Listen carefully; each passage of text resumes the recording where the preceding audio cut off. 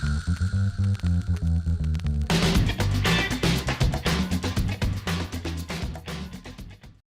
you hear me? I can hear you. Yes, I can.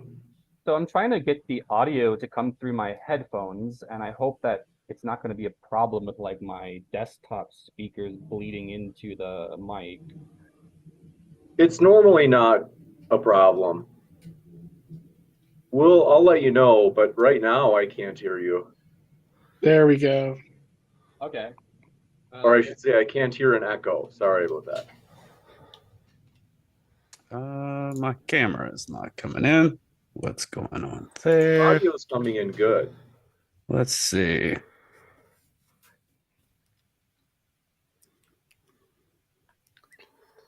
Oh, and then Boom. There we go. Excellent. I can see you as well, Matthew. Dustin, Thank if you're able to, is it possible, it's not a big deal or anything, but if you can, tilt up your camera just a little bit, there you go. So that way it's, so that basically, so it doesn't have your face at the bottom of like where it's. I tend to lean in like this when I talk into the mic, so maybe I can just hold the mic like this, like. I think you have a different mic selected because we can barely hear you. Yeah. I can't hear you. No, I can't hear you at all. Is my What's audio up, good? Jordan? Hey, man, I'm excited. Let's get them. How's it going, TJump? Oh, Audio is good from Jordan and Matthew and TJump. And then, Matt, don't worry, Dustin, this is normal. We'll get through it. you got to do a Yes. clink, my brother.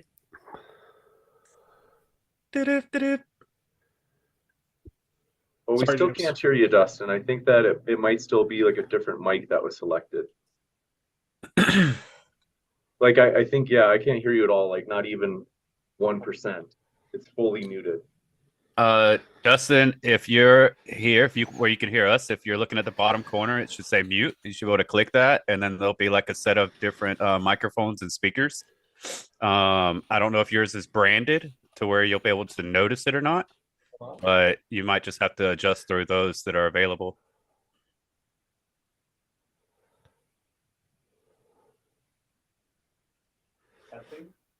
Testing. I can kind of hear you. I hear someone say testing. Was that you? Testing. Yeah, we can hear you, Dustin, but it definitely, I think that TJump's right, that there might be maybe a microphone that's not properly selected. It might be a different microphone. I don't have another microphone. I have one microphone. Are you using a laptop?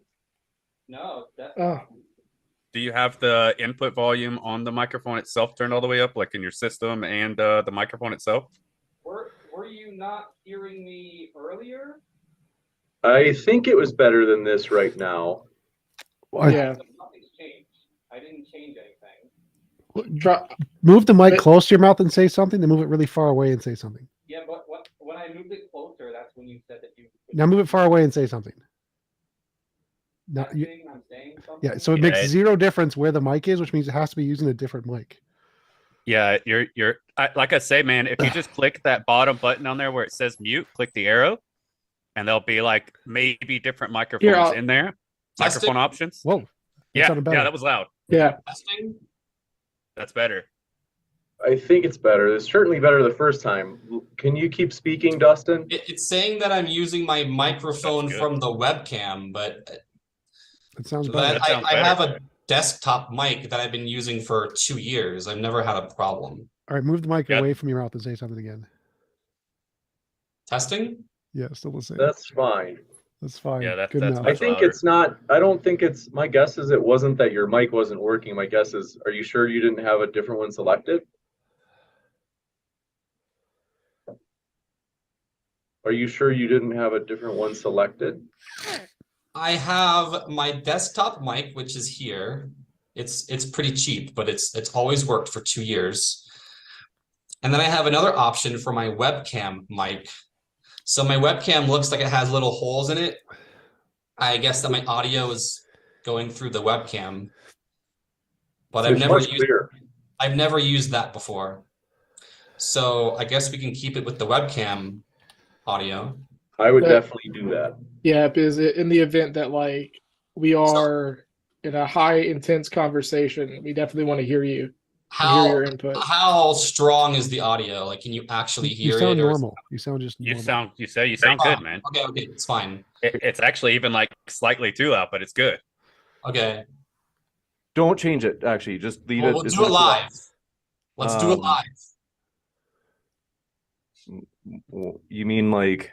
The Bill O'Reilly reference. Oh, okay. Oh, We're fine. We can yeah. just- The F word video. I remember that. Is that what you're talking about? Okay. Is cursing acceptable, or do you prefer no cursing? It makes no difference to me as long as it doesn't violate YouTube terms of service. We're fine. Okay, I just thought that you guys get demonetized if that stuff. I think their new terms say something about not using curse words in like the first 30 seconds, but that'll be all you, James. So That's Yeah, funny. okay.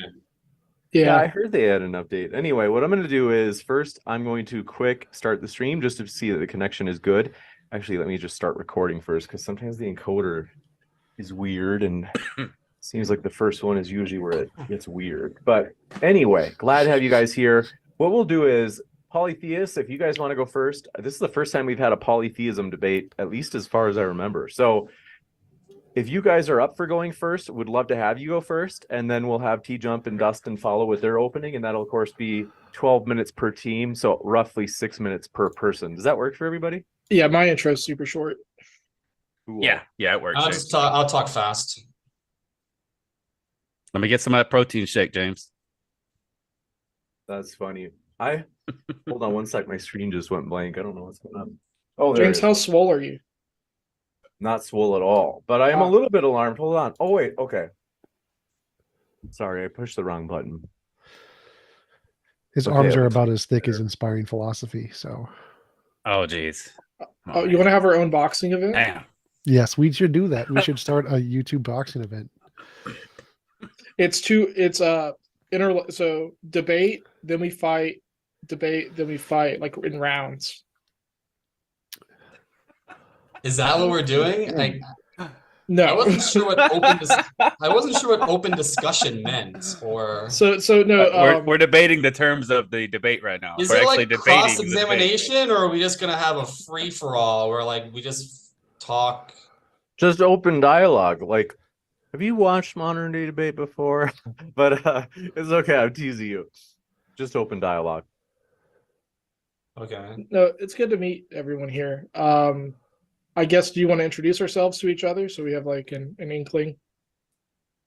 I'm ready to That's a good start. idea. Are we? Yeah, I'm just ready. I mean, whenever. like to off go. stream. What it would be good right now if you guys want to do that, because once the debaters, like the audience, usually what we do is we say, I'll go on in about 60 seconds and I say, hey everybody, today we're debating atheism versus polytheism, and we're starting right now. And I'll say, with the polytheists, thanks for being with us, Matthew and Jordan. The floor is all yours. And then once I say that, Matthew and Jordan, who would like to go first between you two? Matthew. I'm gonna go first. Cool. And then once you guys are done, I'll kick it over to TJump and Dustin. And it's I'd say, Dustin, you're with how good your audio is, if you're able to back up just a little bit from the camera, it's just that it's kind of like this right now. And so if it's just backed up a little bit more, it's a little bit easier for me to report, like kind of fit it. Okay. You're like a floating head. Just even maybe a little bit more. So like, you notice how like, Would you? Well, so I mean, I you've can noticed, just back my chair up. yeah, like that's one way you could do it. Here it's just too big. It just covers the entire screen. Can't see anything. Nice beard, man. Okay. So let me see if I can just move my monitor back a few inches. Either way, it's not a big deal. We can be beer bros even after the show, man. Yeah. James, you're still in the club, man. I Okay, appreciate what about that. now? It's basically the exact same, but that's okay. So I appreciate the effort. What we'll do is, like, you know how if you back up your chair, it'll catch more of like your, Yeah, we're looking for more of your profile, like a mug shot. like, let's say to the Yeah, bottom of yeah, your yeah. sternum. But, There you go. but you That's asked me to close. tilt my camera up. Right. Originally I did that, or What about now? Perfect. You're right. I should have said tilt your camera down. I did get that wrong. Sorry about that. Okay. Let's go. We're good. So perfect. All right. Thanks so much. With that, I'm going to quick do that cold open, and then I'll kick it over to you, Matthew and Jordan. And let me just do this last little thing. All right, cool. 3, 2, 1, here we go. Hey, everybody. Tonight we're debating atheism versus polytheism, and we are starting right now with our polytheist guests. Matthew, thanks for being with us. The floor is all yours. Hey, everybody. Hopefully everybody's coming in. They're going to enjoy a great show. Tonight we're debating what James just said, and I'm going to start us off. Quote, unquote, believing what makes you happy is more important than believing what's true about reality. And you should only focus on reality if that's what's important to you, unquote. That's TJump baiting Aaron Raw on April 25th of this year on a debate regarding does religion do more harm than good, in which TJump took the side of no, religion does more good than harm. Which leads me to question why he's typically so uptight in regards to religion, when generally speaking, it seems to be assisting people in happiness far more than not. This isn't to attack the character of TJump, except to say that I hope this debate can be handled in a civilized manner without ad-homs. Today's argument may seem to contain a lot of what may be considered quote-unquote woo-woo magic. To many, that's fair.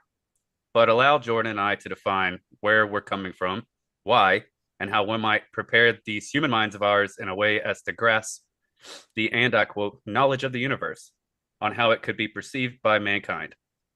I'm sure, or at least it's very possible, that the hows, as in how do we come to these conclusions or how do we practice our beliefs, may come into questions, but I think those are far less important in their pertinence on today's debate as opposed to the truth that the energies, the gods and goddesses, according to definition and reasoning for having them.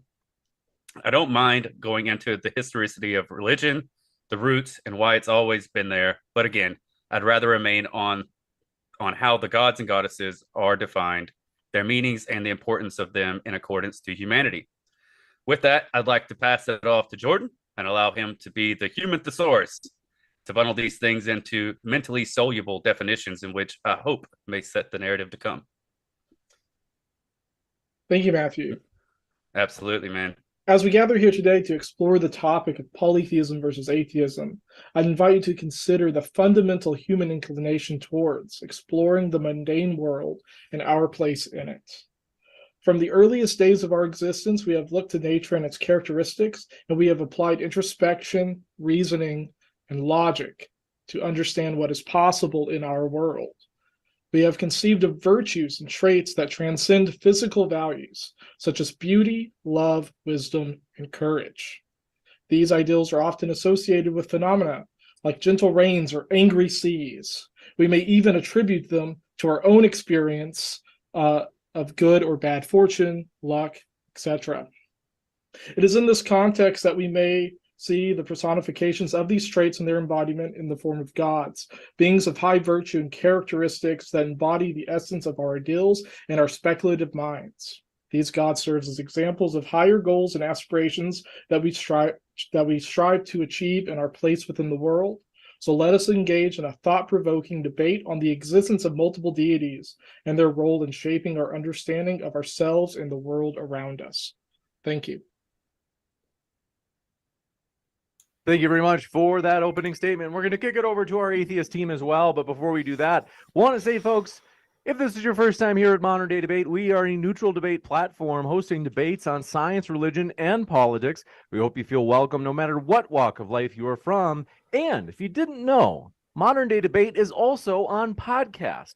So if you haven't yet, look us up on your favorite podcast right now, and then you can listen to debates on the go. With that, we're going to kick it over to TJump and Dustin. Thank you very much. Gentlemen, the floor is all yours.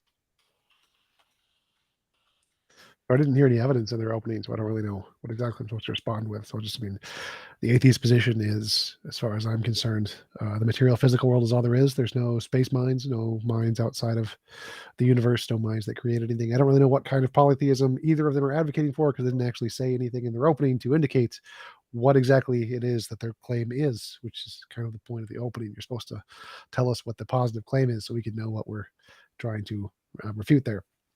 So I really don't really know exactly what to respond with here, other than evidence is novel testable predictions. Until you can provide novel testable predictions that can show that your belief is more than just something made up in your imagination, then the default is it's just something made up in your imagination, just like everybody else. So I will wait for evidence and concede there. You got it, Dustin. The floor is yours. Oh gosh, it's on me already. So what's up, everybody? This is my first debate. I have some things written here. TJump kind of already summarized some of it. And well, nobody knows who I am, so I'll just start off with that. And cut me off whenever you want to, James. So I'm sort of like a soft atheist and an anti-theist, coming out strong here. I think that deism may be possible. I don't care if it's true or not. The concepts of theism is, obviously more important to debate because they're supposed to have influence on people's lives. And I believe that the belief in God and gods is a delusion. And just the, casual definition would be something a person believes and wants to be true when it is actually not true.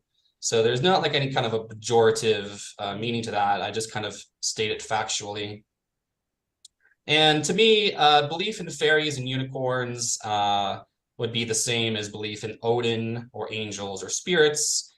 And it's literally the same as a belief in a god. And I don't say this to mock or ridicule. I literally mean this.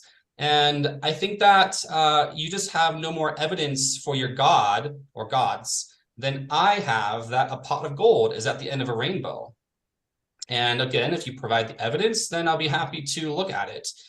And the idea that like theists typically seem to have this idea, or like it's expressed, that maybe they're not like intentionally doing it, but it seems as if they have this idea that they're somehow special and that they have some sort of a personal relationship with like a creator or something along these lines. And that just doesn't do it for me. I don't know. It just seems a little strange, especially whenever they never have any evidence.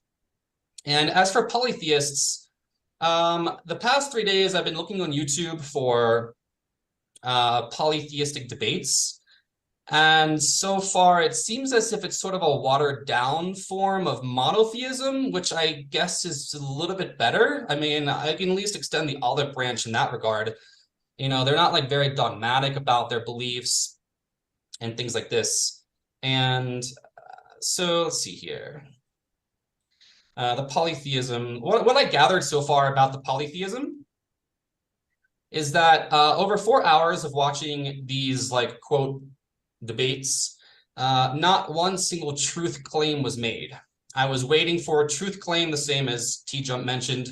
The opening statements, nothing was mentioned at all about why it's true. They only want to talk about what they believe and how their belief is special and how it differentiates between other polytheistic and monotheistic beliefs, as if that somehow means anything.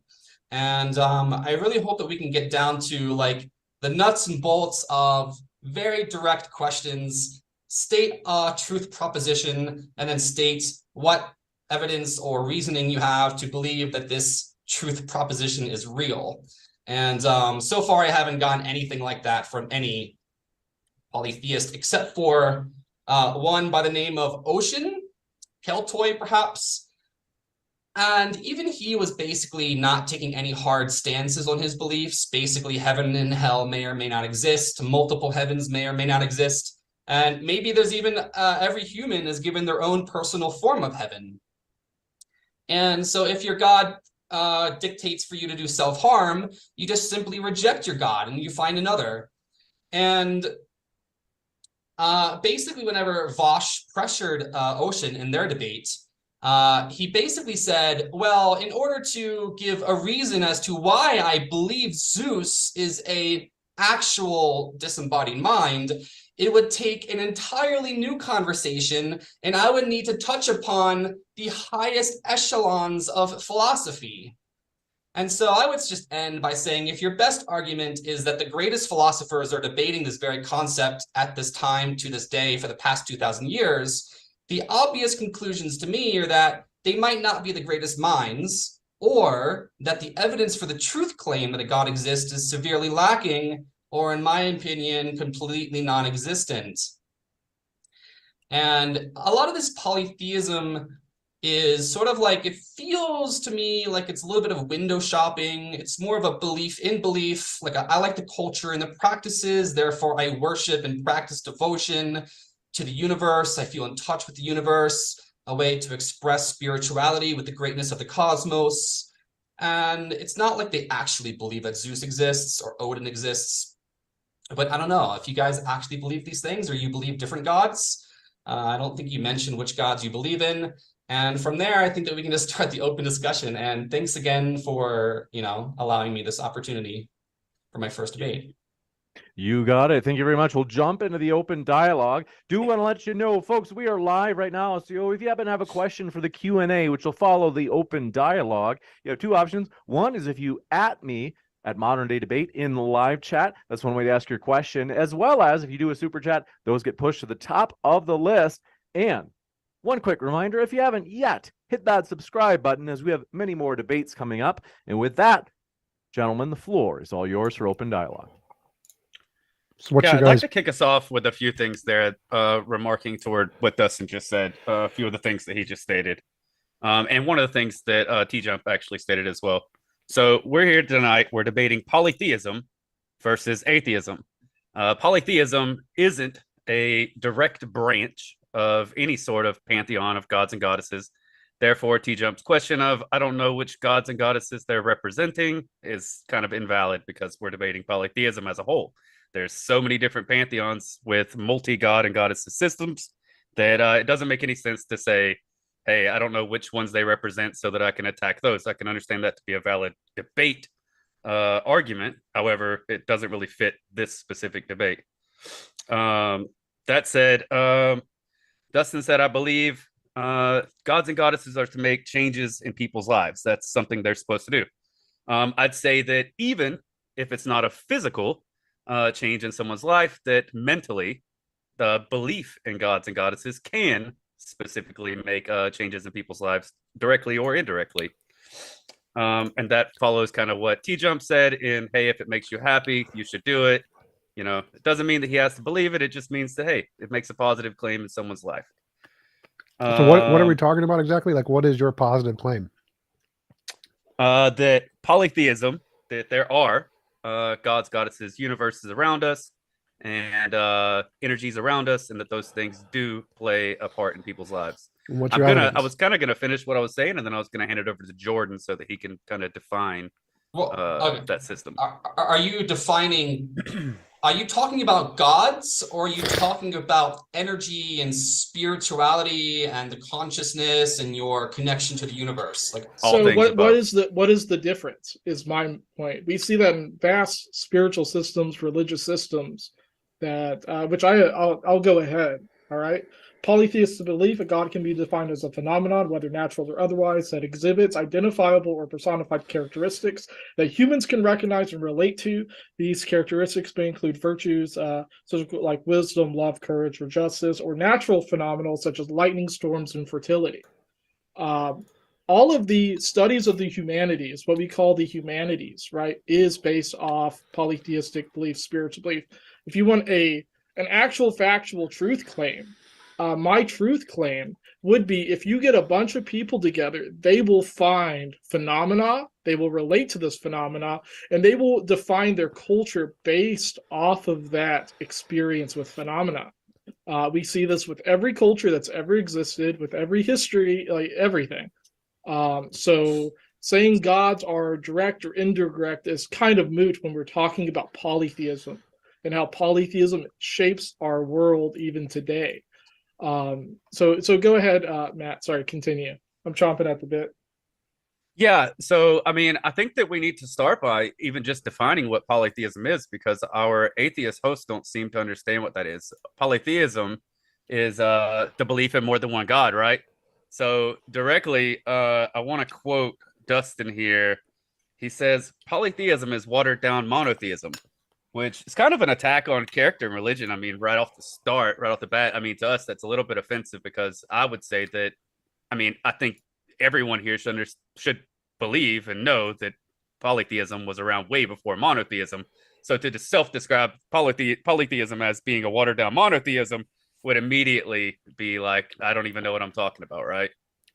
Well, I literally have no idea what any of you are talking about. Like I atheism, concur. no gods, polytheism, gods. What do you know? Caught in the middle, like you claim that the gods exist, energies exist. Okay. Yeah. What's the evidence? And by God, I'm assuming you mean something outside of the bounds of physics, right? Because physics says no God, science says no God. No. What? That's a complete misnomer. Science Yeah. doesn't even look for God or gods. Yes, it does. It does not. It does. It does all the By time. nature of the sciences. It's so convenient to just Wait, make one that sec. claim Science. No, science cannot listen. find your God. No, You that's say not God my- that is is not my outside of claim. science. If we're It's not not looking my for claim. treasure, it's not like we're gonna Gentlemen, I find do it. have to jump in just because people aren't able to hear anybody if everybody's Yeah, saying at the same that's time. not my claim. So science does look for gods. It's false to say that they don't. We literally have papers searching for gods, all hundreds of them. But that's irrelevant. I don't care whether science looks for gods, in your opinion. It doesn't make a difference. What do you claim exists that is beyond what atheism claims exists? Because atheism is just science. So Yes, no, that's not true. There What? are atheists that can be I'm anti-science. talking about mine. I'm talking about my Atheist science. is I non-belief. don't care about them. I'm talking about me. I'm debating you. Don't talk about other No, atheists. When I You're say talking atheism, I mean about science. atheism. I am the atheist you're speaking to. So when you're debating Yes. atheism, you're talking to me, to my atheism, nobody else's. Don't care about anybody else's. So my atheism is essentially just science. So what in your worldview do you claim exists outside of my atheism, which is just science? So, I That- mean, I guess we'd have to ask you what your definition of your atheism is, because you're saying not to compare Science. you with other atheists. So, if we're Science. talking about atheism as a whole, which is the debate, right? He Polytheism just versus said atheism. the I did definition. literally just say so. He Science, literally just said materialism, it 4 or physics. 5 times. So, why don't you just say my religion is science? I'm not an atheist. I'm just a science person. I don't know what like. So sure. define science, right? Yeah, science is the So, polytheism versus methodological science. naturalism. So first of all, I am pro science. I Okay. love science. I rely on archaeology, history, world sciences I don't care. to that's rude. Well, first no, of my all. question is what No, do no, you no, claim like- exists outside of my worldview? The debate is polytheism versus atheism. My atheism is just metaphysical or methodological So- naturalism. So what are you claiming exists beyond methodological naturalism? Okay, so to start off with, right? So the understanding of the natural world through the sciences, right?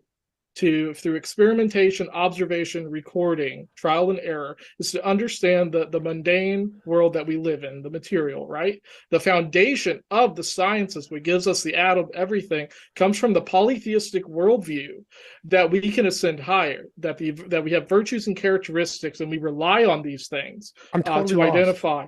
I have no idea what you're saying. Okay, May I ask her? I'm gonna give it back to TJump because he's on a good roll here. But I have a question. I have just one question, please. Yeah, I mean, your stuff's very easy to attack, Dustin. So, I mean, I hope you well, continue. I would say that whenever I said that polytheism was a watered down form of monotheism, you're talking in terms of historicity and which came first. Yeah. That has nothing to do with what I said. I didn't say that polytheism came after monotheism. I mean that monotheism is typically okay. Well, you're sidetracking me from my question. I mean, it's obvious. Monotheism is watered down polytheism. So Who cares? it's opposite Who of what cares? you It has said. nothing to do with the debate. And Who cares? both can Yeah. exist side by So side through what is the culture. difference between if somebody claimed to believe in Gandalf or Dumbledore or Yoda, and they claim that they have devotional practices to Gandalf, and Gandalf is, part of their understanding of the universe, is that different than polytheism? Like, okay, Gandalf and Dumbledore, let's say they have two concepts of a spirit in some form of Dumbledore and Gandalf. How is that different than your stated definitions or forms of polytheism. What could you attach Dumbledore or Ganon? No, actually, can I Gandalf to in kind of life? get in, Matt? Yeah, of course. Go ahead. So man. you're saying that if Dumbledore was a spiritual archetype that was attested to in worship, then he would be a spiritual archetype. Yeah, that was sure, an attested in archetype, worship. like a socially constructed archetype. But of that is kind of putting. It's like a misnomer, because you're saying if people worshipped Gandalf, they would worship Gandalf. I get your question that what makes Gandalf different than Thor, right? Is that what you're going? That's the question. If we could just focus on that question. Okay, what makes Gandalf different than Thor is Gandalf has nothing to do with phenomena of culture, of the self, of the universe, or direct connection. I'm sure people love Lord of the Rings. They may connect with it socially, but the difference is the idea of Gandalf, the ideal, what Gandalf represents in a hierarchical view is not a deity, not a devotion. Gandalf, through history, through the relationship of the authentic audience to Gandalf, there's no spirituality there. There's nothing. It is a character, is a play. Why did polytheists in the past not worship playwrights? Why aren't we worshiping Shakespeare? Why aren't we worshiping Hamlet?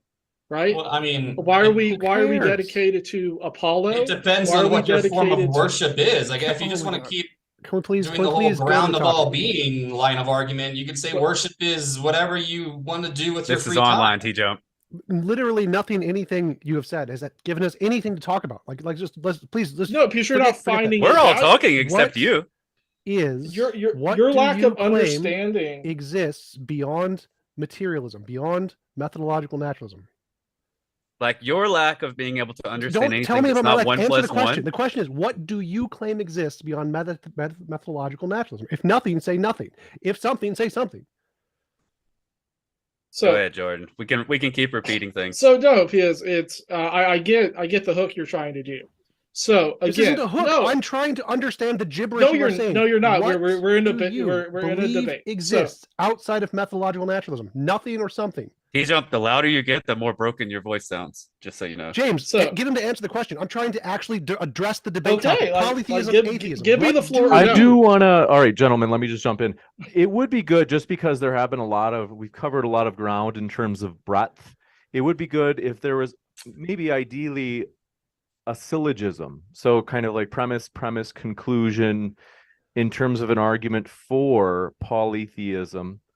Or it could likewise be for atheism, in the sense that whether you guys take strong atheism or weak atheism, but maybe who's willing to put forth a syllogism? By that I just mean, so like, for example, as an example, the old Kalam, if the universe began to exist, the universe has a cause. I have like a loose metaphor. Began to exist. Sorry, James, I don't mean to cut you off. What have you got for a syllogism? Okay, just so we have the gist of it. So like literally, please list the premises. So we're talking all of polytheism, all of the human experience has led up to this point through multiple cultures in history, in contact with the divine and ascending to ourself. What I currently see and what I would argue, right? Atheism is non-action. Atheism is a fixed position, right? That does not even bother to explore half of the human experience in touch with the divine. And now this could be due to like nature or nurture. This is not a syllogism. Can we please get to the syllogism? Okay, I'm getting there. All right, because you want me to explain these high Start concepts. with premise 1. Okay, so premise 1. Don't tell us how to argue, man. We got this. Obviously, you don't. So but premise... it's not an argument. You're just let's go. Premise 1. You're just continuing to state your. We can't put things into words. And 1 + 1 equals 2. So 5 words. Two things requires right? a few. Our worldview is not just rainbows and unicorns exist with no thought or for. It takes time to explain the basis of our worldview, rational and philosophy. If you don't give that, then you're not going to comprehend. I want to. Right? You have the simple thing. The same thing happens in other kind of debates, like Can we evolution. Get to the syllogism? Okay, I'm working on it. Don't work on it. Say premise 1 is, then continue. How much time do you need? I just want to have an expectation of how much time. Okay. How about more than 10 seconds before we keep getting interrupted? So, premise 1: humans connect with phenomena. We have the ability right? To see phenomena in life, whether that is luck. Atheists, I know lots of atheists that blow on their D&D dice, that name their dice, they go, oh, please be lucky. They have a semblance of luck and the idea of metaphysics in that way, right? Sentimentality can be a similar thing. Humans connect to phenomena innately, by nature. We connect to phenomena. Okay, premise 1, connect to stuff. Premise 2. I wrote it down and we have it. Okay. So I just want to make sure I'm clear. Yes, we make up emotional connections to things. I agree. Humans Next. connect with phenomenon. Perfect. Yeah. Next, Okay. please. So humans are also rational.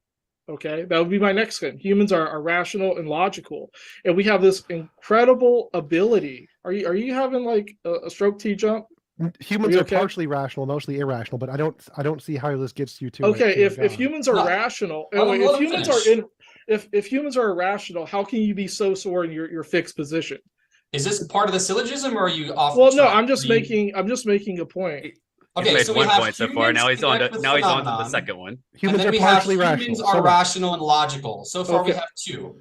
Okay, so we're Is there a able, third? right? So Matthew, take over. I What? need a second. Yeah. So what Dustin's kind of saying is that there are virtues amongst humanity I that don't- nothing Jordan, else sorry, shares. you said Dustin. There's something, and polytheism doesn't place an exact position on what created us, what gave us this, what any of this is. Well, what okay, forgive me, virtues please. amongst 'Cause humanity I am that so sorry. doesn't I'm exist so- amongst the rest of the world. I must- It I must- doesn't, I must ahead. interject. I apologize. In the beginning, both TJump and I were both stating that your introductions gave no description as to what you believe or why you believe it. And I and TJump are both gently pushing you into... Did I interrupt you every 10 seconds? Trying to just finish this argument. We have humans connect with phenomenon, and then we have humans are rational and logical. And then Jordan transferred his consciousness into you so that you could finish his thoughts. And now you're just going on. Oh man, this is like are you Kent Hovind now? We came from a rock kind of thing? Is that what that ad hom is? Can we just, like, just for the sake of my sanity, please, if we could just finish this one small little molecule of like the argument that you were attempting to finish. Well, that's what Jordan here was attempting to do before he was interrupted. Like, I don't know, I could make a... No, he No, stopped. no, He there was stopped no- and gave it to you. There was he no do like a interruption. Nathan Thompson He thing and do like a little transferred check to mark boogie board? you so that you could Oh my God. finish the thoughts. There was James, no interruption. give us a syllogism. Make them give us a syllogism, please. Please. Jordan started with 1, and then he he was on to stopped. number 2. Wait, that So- was the complete syllogism? That was the complete form? The final If form? we have so a listen, syllogism, just in the sense that, even like as an analogy, let me give you an example. Like, let's say I was using the Kalam. If I said, like, I'm going to argue, like, in a nutshell, to give you a very brief summary, I would say, I'm going to argue that God exists and that we have reason to believe that the universe has a cause and that God is that cause. And that's the gist of it. okay. Like, what So- could you give it to? That's like Yeah. the really bare bones. Could you give Yeah. us a really bare bones, like 2-sentence explanation of the argument? Yes. Okay. So every culture that has ever existed has had a polytheistic tradition. I don't think that's an accident. I don't think that's a misnomer, that we naturally pull to the divine and connect with something higher than ourselves that gives us higher ideas to make us understand the natural world, that gives birth to the sciences, right? We would not be pulling to something over nothing if it didn't have value, if the phenomena didn't make a difference in our lives, if it was not good, if it was nothing. All right, that is my argument. That humans, we as humans, no matter where we are, connect with the divine in some form, and that the divine exists in some form that is intangible through us, through phenomenon, through our understanding and our really like natural abilities to understand it to begin with. Do you not think that we exist as atheists? I think it exists. Absolutely. We know Do you think that we're just making shit up and lying? That No. we do No. actually believe in the divine, that we actually secretly go to a little room and, devote our our prayers and thanks and Well, that was irrelevant to the argument. So the argument was is that every society believes in polytheism. Therefore, polytheism is true or something. is that the argument? It seems like it. But I think what Jordan is trying to say is that every different nationality, culture, faith across planet Earth, prior to the adaptation of the Abrahamic faith, were able to connect certain things directly or indirectly to certain gods, goddesses, etc. If we were animists, they were able to attach it toward some sort of energy. If there were shamanists, then they had a director that was able to do it. I'm getting a little off topic here, but that at the very beginning of humanity, even up to today, which we see society is beginning to move back towards, where it's been able to attach certain names towards a certain energy, towards a certain virtue, towards something that humans seem to live by. Therefore, therefore, right? We get these virtues. We get to the core of what our experience is, and we connect with something higher than ourselves. So, like Odin. Odin's name is Other, the original name in Old Norse. It is ecstasy. It is wisdom, right? It is these key virtues that we can entangle, we can view and ascend to, right? So, Democritus. well, right? I'm not seeing how any of this is different than humans make stuff up and it makes them feel good. So no, I say think that humans make up science that came from historical ideologies, historical figures that still live on today through various science. That were religious, that were polytheists at the time when they invented said things, and that nowadays atheists live by the science that they what does this have to do with my mathematical question? Equations, and not through maybe the creation thereof, but how they got there. My question was just clarify. My question was, how is everything you just said not the same as humans? All humans make stuff up, and it makes them feel good. Because it's not a simple. Well, okay, wait. Not just that they make stuff up; they make up different things. If every different culture were to make up the same theology or the same, whatever, they connect with the universe the same way, with the same gods, the rules that the gods give you, the way that they, attach their reality to the gods and all this stuff. But every culture has different gods. I'd like to take that one if you don't mind, Jordan. Yeah, absolutely. So, okay, Dustin, so that's actually cool that you asked that, man. So I asked TJump this once. He came on my show. Thank you again, TJump. I truly do appreciate that, man. Honestly, I'm not just saying that. So anyways, so I asked TJump on my show once. I said, hey, so how do we relate the fact that 17 different cultures, face nationalities across the face of the earth that we don't believe at the current day could communicate with one another? How did 17 different ones come up with a guy with one eyeball that wore a patch over one eye or a scarf over one eye, something over one eye, that ended up being at the top of said pantheons? I think I'm not going to ask whether or not you know what a pantheon is. I'm sorry. So was at the top of a pantheon. He was always known for a god or goddess of wisdom. And so that 17 different cultures face, religions across the face of the earth. Maybe they had different names for said gods and goddesses. However, they had the same pretense and they were not able to communicate with one another. And I'm happy to provide that evidence at the end of the debate if you don't mind. I don't care about that. So I addressed that in the last one. I want to go back to my question, which is the more important one.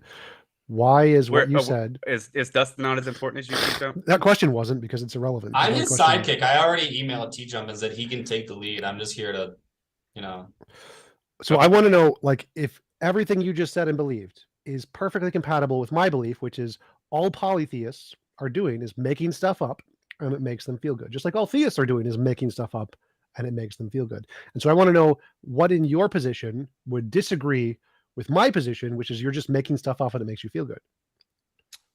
Well, being that atheism is a relatively new concept, not exactly, but sort of, in the modern age, it's never been really picked up at all. So we're talking about a history of thousands upon thousands, decades, not decades, but tens of thousands of years of so people make stuff up for tens of thousands of years and it makes them happy. So what about, I would still agree. I would agree with this statement. Do you disagree with the statement? So no, it's not as clear as making things up. What's so the again, difference? because it's an understanding. That's the difference. So I can make understanding of what? I can make up I mean, if anything. we would have listened at the beginning, you probably would have understood what he's saying, but instead So- you kept interrupting. I can have any imaginary friend that I choose to have, Sure, right? I sure. could have a rainbow unicorn named Yes. Sarah, right? Yes. Okay. This is not, so that is a made up concept, right? Would you agree? Sure. Okay. So the difference is I did not connect with what I would call Sarah through the experience of the natural world, through phenomena, through understanding the virtues and characteristics, through rational thinking, as in the natural sciences. Okay. And by that, I mean like the origin of sciences through alchemy, hermeticism, understanding the characteristics of something. So if you understand, okay, that fire is hot, right? Sure. Okay. So we naturally give aspects to fire. Have you lit a fire in your yard? Yes. You're like, that fire is aggressive. What Have you ever is- been fired up? Sure. Okay. So we know the nature of fire, right? We Sort have of. a nature to fire. We understand that it is consuming, it can be aggressive, it is hot from the heat, right? From the heat of fire. It can also be non-existent at certain times. I mean, sure, there can be like, well, I don't know what you'd call non-fire. What does this sure. have to do with the topic? So this has to do with the topic because polytheists created the bedrock for understanding, because we could see a limitless universe, limitless potential to understand something innately and personably to get to scientific understanding we have today. Democritus, okay, was a polytheist. What does that matter? So that's forget what this fallacy, genetic fallacy. Genetic fallacy. The origin of something doesn't make the origin No, true. because it's not just an origin; it's a follow-through. I don't know Okay, what that Isaac means. Newton's Hermetic work outweighed his mathematical work. And why would that matter? Because the key to thermodynamics was built on the back and was less important to Isaac Newton than understanding the phenomena world. And if that's not important to you, then you're just, to me, That's you're true. devaluing. I have I no have a idea. question. Again, I have May no I? idea. What I you're have. talking I have about. a question, please. I have a question. Yeah. Gentlemen. As long as we're allowed to answer it, TJump. Are we allowed to answer his question, TJump? No, because you still haven't answered mine. Okay, At the very well, beginning. Okay, so don't ask your question, Dustin. TJump At the said very no. beginning, I asked, how is anything in your worldview different from my perspective, which is you're just making stuff up and it makes you feel good. That's He is making so first of all, making stuff up. It's not made up. It's discovered through What's these discovered? virtues. Through interacting with ourselves in the natural world. What is discovered? I don't care about Natural- how you discover. What is discovered? Discover in general, like scientific Gods? Were discovery. gods discovered? They're virtues that we ascend to gods. Those are emotions. discovered. That's making stuff Okay, up. wait. That makes stuff Are up, you emotions. saying that the good things that you think are good in the world because you think they're good are products of a disembodied mind that is undetectable, and You think those they're good or they are disembodied good? minds gave humans these good things that you are subjectively believe So, are good? Through And all not of just good things either. Bad things Yeah, as well. through all Well, of I was gonna polytheism. say, like, what about a baby that's just like lying in the ditch What? dying This because is you know off topic. the mother left the baby there. Is that a good So thing? so This is so off no, topic. let me answer your question. Okay. First, we're talking about all of polytheism. And that includes a lot of worldviews. So in like a Wait, very I sliver just of asked a sliver- question Oh, about. Okay, let me answer. Okay, it. so this whole debate is going. So to you don't go want to with think. You don't a want question is information. asked, and You then the don't want answer to the information, question and you don't is want to think. You want to continue. polytheism You is want to continue different non-thinking. things. That's all I'm hearing. Polytheism is different things, and not any one question can be answered succinctly because we're going to have to go through a If we're talking about polytheism, historical, past You- It's odyssey required. it is about required. great. So what Yeah, about I the wish we had question- like 3 hours, 5 hours, but we're How- trying to like sum James, this do you up, wanna but go it for takes 6 us And, a I, little and while. like we I'm had here. we I had could short go. notice I could to go a like long time. Do you want to So- go 5 hours, 6 hours? I'm down. I can do a beer round, but yeah, sure. So to be How did the good things get here? Virtues, okay, because so like virtue. courage, love. And bad things. But let's focus on virtues because those are typically high things, and again, that's pretty innate, right? So beauty, right? We tend to think that like beautiful things are similar, like there can be variances, but we have the attention to like something is beautiful. It has a virtue of beauty. Okay. Sure. Okay. Yes. All right. Things are beautiful. Okay. All right. And not only can physical things be beautiful, non-physical things can be beautiful. Right? Have you had a Sure. beautiful thought? Yes. All right, a beautiful experience, Yes. right? Sure. Yes. So Harry it Potter is is beautiful. Okay. Yeah. We agree with that. There's a virtue that transcends the physical to non-physical, right? Through our understanding of the phenomena of beauty. I think those are all Okay. physical, but what's your point? How are they all physical? Brains, thoughts, states, so they're all physical. That's the consensus in Oh, neurology, I would say that- psychology, physical sciences. Everybody thinks it's physical. in Okay, every but is- every field. Are you saying that consciousness proves gods?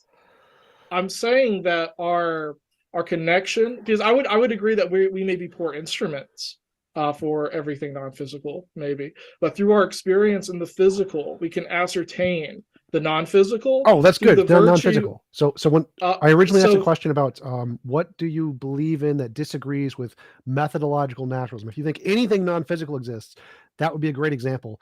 Why do you think anything non-physical exists? So it may Is things love may be non-physical? No, everything is physical. I'm a materialist. Everything Is physical. is happiness non-physical? No, it's physical. It's literally a chemical Anger? in the brain. Physical. This is the consensus among no, all so I would say neurologists, that would- cognitive They're just scientists. brain states. Yes. What else is there than a brain state? So I would say that I would say that happiness has a physical component, but you're missing the other component, which is non-physical, which is the experience of happiness. That connection to happiness, that is non-physical. And the cool thing about Why do you virtues, think that? because it's innate, and this has been the dialogue, the same dialogues I'm using now, right, has led us to literally discovering the atom before we had any periodic table, anything, because it's in the idea of forms and virtues that we discover the natural world. And there are phenomena that surpass what we can observe succinctly, what we can measure. Can you feel happiness and love if you're being tortured? If you're in the Yes. BDSM, I'm sure there is a state where you can experience something negative. and gain a I positive. am not into that, but is it possible for, if I am being tortured, am I able to just flip my brain state and attach myself onto this concept of happiness and just think, oh, I'm happy. I love you, torturer. I mean, Please I would continue torturing me. Can I think this? I would argue. Oh, wait, or are these brain states of love and happiness and being horrified and terrified that you're being tortured, are these byproducts of physical interactions from the real world that cause these brain states to occur? Like, why would I not just be able to sit here and just feel love immediately? Like, I love my mouse pad or I love my keyboard. How come I can't do that? So You I can, say that actually, you can do that. It's physical states can still do that. I don't really see the relevance of that question. You can. yeah, do that. But No, thanks, but Cesar. why can't I do that? You can. You literally can. If it's physical states, you can literally do that. But you can't just choose to believe something. Yes, you have you can. to. It has to be a There brain are, state. if it's physical, So there's ways I to change the physical states to make you believe them. So you can do that. I don't see how it's relevant. But That's a not bad where I'm question. sitting currently. You may not be able to because you physically. If that was can't. my question, why am I not able to do that right now? There could be lots of reasons, even if there's a So spiritual again, state, you I cannot would do that. argue. It's irrelevant. So this is like our big difference. Okay. I mean, I'll let the two of them argue with each other. That's cool with me. I want Yeah, to get back no, to the for sure. actual topic because you still have not answered a single question. Oh, I guess you've answered one. That's That's one question. so. I mean, some of the audience seems to get it, but you're still not. So yes, because I'm rational. I would disagree. I would disagree that you're not taking a rational state with this because you're not willing to transcend what really isn't even a consensus on science. We are still measuring things. We are still understanding the natural world. The consensus of And this science is is pretty- materialism. Nothing beyond materialism. Everything is material. Yes, and if you're stuck in this one box, you are not flexible. And I'm not saying, oh golly, That makes gee, no we're talking about- sense How? because there's What nothing is your in this misunderstanding? worldview of materialism that excludes the supernatural. If you have evidence of the supernatural, we're happy to grant it. If you Have have you evidence had of an non-physical idea? things, we're happy to grant it. You just don't have any. That's what we're asking for. So have you had an idea? Yes. Is an idea physical? Yes. When does a An idea, a unique Yes, the idea. consensus among every neuroscientist, every we philosopher can of mind, measure every expert in consciousness is it is physical. We can literally measure and weigh ideas. You can calculate how much they weigh based off how much energy they have. You can Google it. How much does a thought weigh? Yes, this is physical. That's the consensus among every scientific field. So so first of all, hold on. Talking a lot. So we can measure a physical component, right? We can measure a physical component and have a weight of a transference of data. But I would say, but is science concrete? No, science evolves every day, every week. There are new studies, new journals. And so I'd say it would be hard to have a concrete idea of like, oh, this is how the brain works 100%. What? Right? I have no idea what you're talking about. Obviously, science isn't concrete. Science is a methodology. Methodologies are not concrete things. Yes. Sure. And methodologies are dependent on how you measure the subject matter, how you approach it. Yes. If you have a better methodology, present it. Okay, then again, like it sucks because we do have methodologies. I personally do not, because I'm not a scientist. I'm not in a scientific field. I don't have a doctorate, any of that. But again, we have like Isaac Newton, where 6 times of his work was based on metaphysical principle, practice, and application. So and what? that is so ignored. Smart people do stupid things, a lot of stupid things. That's not evidence. If something metaphysical is the base of Isaac Newton's work, that is not evidence. If those things wouldn't exist without the metaphysical, that's a genetic then fallacy. I think there's something behind that. That's a genetic fallacy. So you can have a stupid idea that is completely wrong, but it can guide you to the truth. That doesn't mean the stupid idea was actually correct. It's so still you're incorrect. It means the quote unquote stupid idea is still part of what the equation becomes. No, the stupid idea was the thing that started you along the path to get so to the it is an idea. It is not a part stupid. Of it. So if Isaac Newton credited all of his work to a metaphysical principle, you would throw all that and just take the principle that you personally agree with? The one that to can me be that's demonstrated irrational. to exist independent of imagination is the one we keep, and the ones that cannot are the ones we get rid of. That is like beyond limiting. I don't know what that means. View. Obviously, it's limiting because it gets rid of the stupid ideas. But why do you think that's bad? How do you define a stupid idea? Things that can't be differentiated between imagination and reality. So again, like a love for a partner that can be different. That would not be a stupid idea. We can differentiate love. That's a material, physical process that we can identify in the brain. We can stop it with different chemicals. Yes, that's not a. But not really. Yes, we can. No, you can have. You're saying that love never ends. I'm sorry. Go ahead, Jordan. No. Okay, you can get the chemical balance of love throughout the body as an experience. Okay. But you can't get the depth of personal love that you do experience. I cannot. Yes, you can literally get that. You can literally just shock your brain in the right place. No. Okay, so hang on, Jordan. May I? There's no absolutely. All right, so hold on a second. So what you two are stating right now is that there's a miracle drug out there that could be created that says you're going to experience love. Yes, like we can literally shock you in the brain to make you do that. Yes, there is literally. You take the drug and then you love. I don't know about the science, but it seems perfectly reasonable that this is that. I mean, we can't even get medications right for veterans at this point. We can't make people happy. This is not a medication. What do you mean? They stick an electrode in your brain. Perfect medication. You can stick as many electrodes as you want in my brain. I don't think you can just force me to be happy. We can literally do that. There are literally studies that have literally done that. So then, why aren't they doing that? Why are we not seeing more of it? They have. It's just like, why are we spending like thousands of millions and billions of dollars on medications when we can just shock people into happiness? Why don't we stick electrodes in everyone's brains to shock them into happiness while cutting their skull open and sticking a giant tube in their brain? That's a stupid idea. Yes, we can do that. Yes, we can do that safely. So, yes, we can do this. We don't. And why aren't we doing it? Because they have to cut your brain open, stick an electrode in. But you just said we can do it safely. And an anesthetician. I mean, you're kind of making the assumption that happiness is the only thing that matters. No, I stated numerous times that the bad things matter as well. No, I'm using happiness as a base principle we can all identify with personally, something that we've all experienced. I hope everyone here has experienced happiness in their life. That would be good. And you're arguing it's not physical. Yeah, but I don't experience happiness all the time. I am arguing that it's not physical. And I'm not arguing there has to be some external force that like causes me to feel the happiness. So they didn't say that. That is a byproduct of just basically evolution. Certain things trigger that happiness and certain things don't. If a rhinoceros takes a giant shit, I'm not going to be thinking, oh, this makes me happy. But, you know, if I meet a girl and I'm going on a date and I'm getting these feelings for her, yeah, I'm going to be happy. Like, it's just brain states being caused by physical outside influences, and they're fleeting. They come and they go. That's why I asked you why can't I just fall in love with a keyboard right now? Why can't I control this brain state if it's something like in my head that, that's the question. But I mean, Well, TJump says it's irrelevant. I hate to fall into any type of monotheistic because, the monotheists keep debating you guys over and over and over again.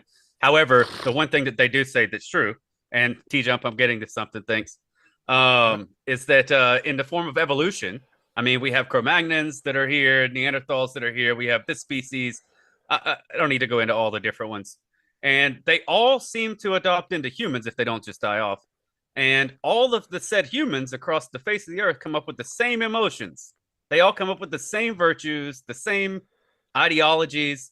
And we're talking about people that could not communicate with one another. And once again, they came up with pantheons of gods and goddesses, or vice versa, or one or the other, whatever. That were even in the same status quo moving down. Like, why is that? Because evolution. Give me an answer. It's the same reason. So evolution says that 17 the same reason everyone used to believe the world was flat, because we have certain evolutionary tendencies to believe certain things, and those things are contingent on what's helpful for us in society. So evolution selects for false beliefs like illusions, delusions, misconceptions, fallacies, biases. All humans share these things. All humans share an anchoring bias. All humans share type 1 and type 2 errors. All humans share an authority bias. All of these things are demonstrably false, but all humans share them. You have this idea that because all humans share silly ideas, that the silly ideas are justified simply because everyone shares them. That is not true. We know for certain that is not true because science has proven silly ideas that everyone shares are false all the time. There are thousands of examples of these. So you have to show why your silly idea isn't exactly the same as the other silly ideas. They all developed them symbiotically amongst themselves without the influence of outside culture? Yes, it's all humans everywhere have these biases. Oh, and they all came up with the same theories. Yeah, anchoring bias. All humans. Type 1 and type 2 errors. All humans came up with the same point of view. All of these fallacies are in all humans. Yes, no communication. It's in our biology. And through this view, they discovered the natural world, the sciences. Yes, where we literally, these fallacies led us to so we discovering do science. have the ability to drop baggage off, things that aren't true off, right? Yes. Like great book, Hellenistic Astrology, blank name, really great book. In it, it talks about the history of astrology. And I know you don't care about astrology. We're not debating astrology. Is the Babylonians got really into the stars because it pertained to them and their lives. And they needed a way to measure the effects of these stars and planets on their lives. So they started astronomy. Yeah. I mean, the astronomy, the tracing of planets and stars with meaning, with collecting data on their day-to-day lives. Right. Right. So Within we started 10 with astrology. years. Astrology was wrong, but it led us to astronomy. Astronomy. No, right. they developed together. Astronomy backs astrology in this and this then time we found period. astrology was wrong, and we debunked it. We got rid of it. We're no longer using it. I would disagree in parts. I would disagree in parts as well. Okay, but through the methodology of what is important to us as people, we literally understood that, oh, shoot, the Earth is moving. Oh, we're not geocentric. Oh, dude, this is crazy, right? And our worldview fundamentally trained with the truth of what was observable, what was experienced. And if you're throwing away the ideas that stay with connection to the divine, that led us there, that is married to this, then I think you're literally missing half of the puzzle. Now that said, I'm an honest seeker of truth. I'm not here holding my ears and going la la la la la. All right, I'm considering what data we do have available through history, through human culture and connection. Right, and you're not. You're leaving. No, I'm doing only science. You're making stuff up. I'm doing what's called not making stuff up. So there's three categories. There's three categories of things. There's things that are demonstrably true, things that we can show exist independent of our imagination. 2, things that we can show are demonstrably false, things that we can disprove. And 3, things that are unfalsifiable. So obviously astrology has been falsified. Every science says, yeah, it's garbage, it's wrong. I don't know why you disagree with that, but that's the claim we can talk about. 2 is things that we can prove are true, like evolution. We can prove that one's true. All the evidence shows evolution is true. 3 are unfalsifiable things. Some certain kinds of gods are unfalsifiable. I mean, there's a lot of gaps in evolution. Are equally as wrong as provenly falsifiable things. So unfalsifiable and provenly falsifiable, both garbage. Get rid of all of them. It depends on your measuring stick. Science is the measuring stick. No, it literally depends on the way that you go about the experiment, what data you've collected, and what No. human biases are at play. No. How- No, it doesn't. Because Yes, we know these two yes. things are false, no matter which ones, because they're bad. Because anything can be justified. We know these are false. So well, from unfalsifiable what's- claims, provenly falsifiable claims, any methodology you use that is consistent and reliable was going to show those two are false every time. Yeah, I was going to say, like, you have a point if you're talking about just one scientist making one test in one lab. Yeah, there's biases, there's, all So this there's other not stuff. biases. That's and why stuff. you have other scientists check your work and they try to prove each other wrong and all this stuff. I love the scientific method. I think it's a good standard. I'm not anti-scientist. I want to say that from the jump. I'm not a fundy or anything like that. But I will say culturally, humans have biases, right? And that includes a scientific model. Jon Snow couldn't prove germ theory till after his death, right? Because of biases that's in incorrect. science. This is a common misunderstanding of the scientific method. Each individual has biases. So I like my model of, I don't know, physics or whatever. So the shrinking of the one sec. So because I like my model of physics, I'm going to try and find data that confirms my model of physics. Now, every other scientist has their own preferred model and they disagree with mine. And so their biases, they're trying to prove me wrong.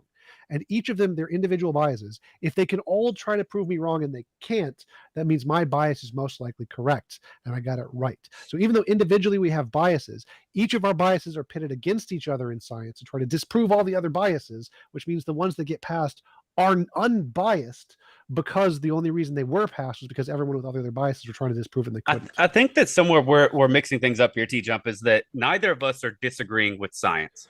Neither of us are saying that science is You said there were completely wrong. non-physical things. That's disagreeing. There with are science. non-physical things. That's There are disagreeing with reasons that science. scientists came to the conclusions they came to and reasons that scientists still Which utilize that scientific scientists field abuse. says there are non-physical things? I mean, we've mentioned one and you've refuted Which it. scientific field? Isaac Newton. What was it? Which field of science? Cosmology, astrology, astronomy, physics, chemistry, biology. Which field of science concludes they're non-physical things? Newton is not a field of science. Newton wrote most of his things about religion, which is discarded by science. So which field of science says there are non-physical things? Which fields of sciences were created by certain scientists? I don't care which field of science today. The field of science, not an individual scientist who's an idiot. Which field of sciences wouldn't exist today without said science? You're just I don't dodging. care. You're just purposefully dodging the question. I'm not dodging at all. What I'm Literally saying are. is Then that what's the answer? the Which roots, field of the science? roots of these scientific fields are rooted That's a genetic in what we're fallacy. talking about that they wouldn't even exist. That's a Rooted genetic in what? fallacy. That's literally a genetic fallacy. A genetic fallacy is a fallacy of origins. Apparently, you guys don't like us to keep. keep repeating ourselves, but that's what we keep doing. Because I've proved you wrong on this point, and you can't answer the question. The question was, You which haven't, though. field of science admits there are non-physical things? And then you bring up a genetic fallacy saying, oh, but these fields of scientists are originated in things that believe that nonsense, which is a genetic fallacy. So it doesn't answer I mean, the question. math is came to the purely conclusions they came to metaphysical. without What? it. No, it's not. Mathematics is purely metaphysical. Physics It is exists in the metaphysical. mind. Everything is metaphysical. Yeah, that's Metaphysical true. is the fundamental Okay. nature We of think we reality. can talk to Metaphysical aliens with literally math. means non-physical. No, it does What are you not. It talking literally about? does not mean that. We literally think we can talk to other species with numbers. Yes. and So that's what fine. was It's all the physical. how are we taking this entire Because you think they're conversation the past universal, minutes right? and No. wrapping it up into something that we can just take a bite out of? How does any of this apply to how you know or can prove Would it that not multiple gods exist? would it not- Virtues. Okay, I think it was okay, I apologize. I think you were talking about virtues, right? Ecstasy, virtues. Things that only we have. No, I How what do you know was that too. gods gave this to us? Why does this necessarily mean that gods have to exist because love exists? How is that like Because nonsense? because the gods are the highest ideal of these virtues which exist in our physical world that we can connect with, that we can experience, that we can have reciprocity with, possibly. So because you're we defining God as I said it in the beginning, as any phenomena we can personally connect with, that we can identify characteristics and virtues for. That's all a god needs to be. Well, this is why. Okay, so this you're is- basically what- defining I'm God gonna jump differently. The sun is a god. The physical sun can be defined as a god. And in So its Gandalf can be existence. defined as a god. I would disagree because Gandalf's not really a phenomena unless you include like Relate him towards one. Yeah, you can relate it. You can call him like he could represent the phenomena of like wisdom or the virtue of wisdom, right? Being the used. power of good over evil, the Yes. triumph of good over evil. Sure, I mean, and that would that's very take courage, simplified, right? but yeah. Sacrifice. Empowering the weak to rise up and take a hold Yes. of their. And as humans, we make connections with these virtues because we see them. We even see them in nature. We see them in ourselves, in our communities, and we aspire to the ideal. The gods are the ideal, right? They are the ideal. You're saying that virtues don't exist. They're not physical. I'm saying it can be both. Right. Wait, I'm saying there's a physical manifest.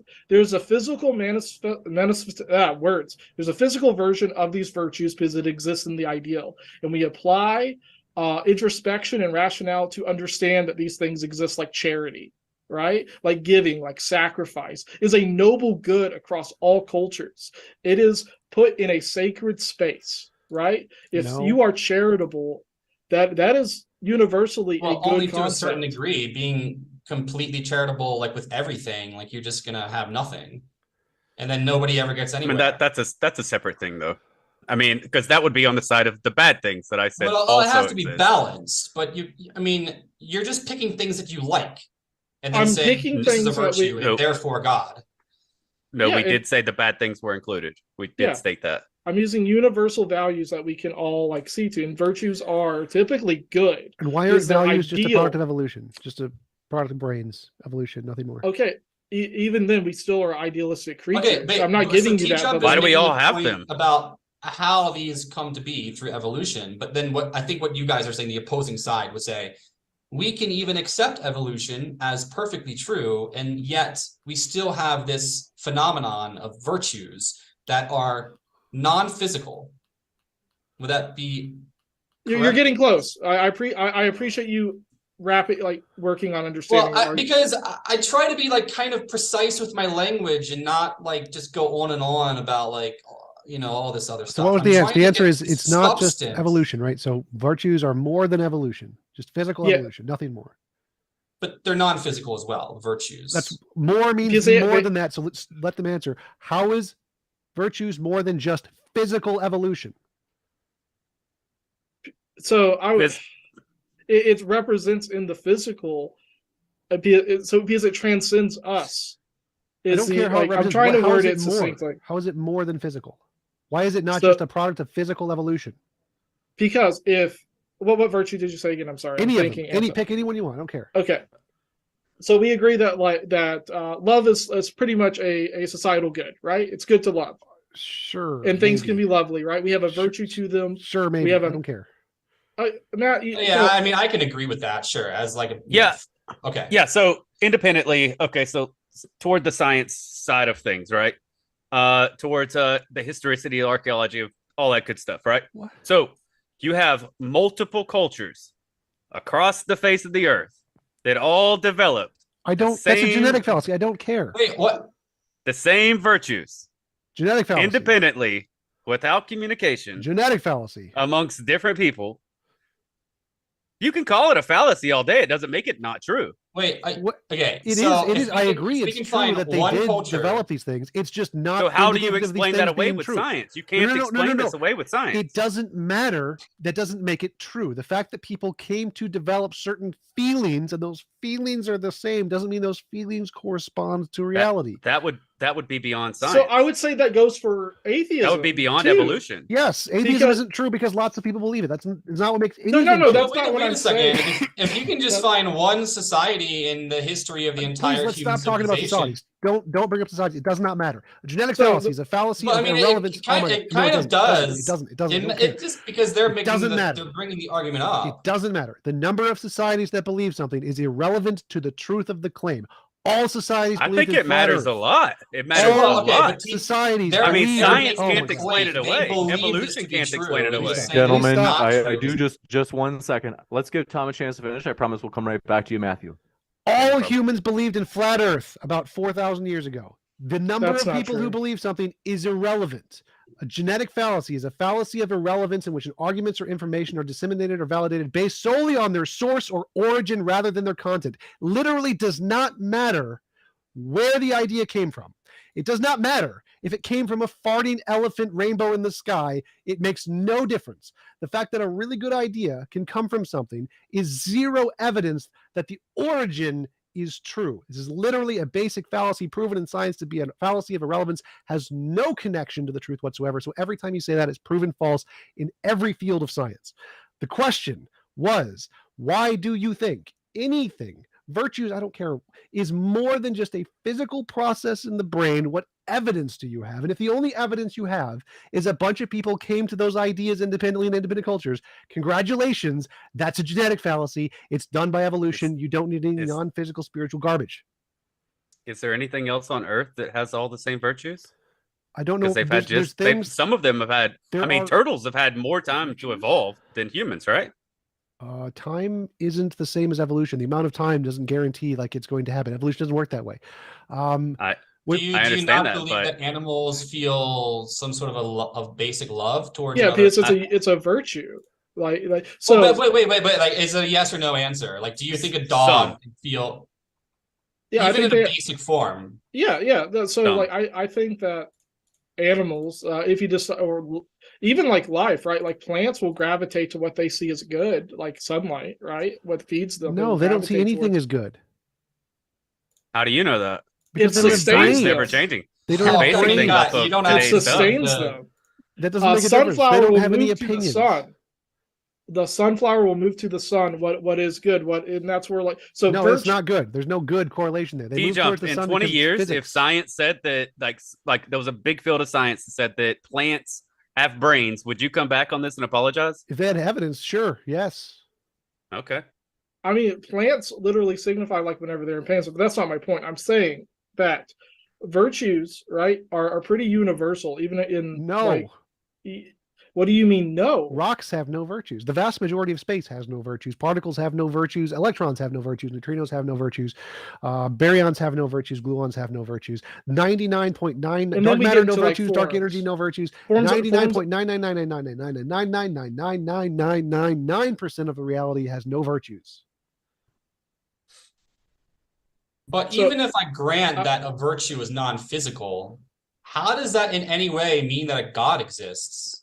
Okay, so so you're just defining God to be that in which is a virtue. I'm fine with that. They can define God as virtues and say virtues are non-physical, therefore God. But then, I mean, can't we kind of like push back a little bit on that and say like, why wouldn't that be polytheism, the way that you want to define God? That's fine. They can define God however they want, as long as then this God, these gods don't have any real influence on the natural world. There is no manifestation of a physical God or a disembodied virtues and virtues of. I mean, the sun and moon exist. In any detectable way. Uranus. They all exist in the physical, and they're all gods to certain polytheists throughout time and history. They're the physical.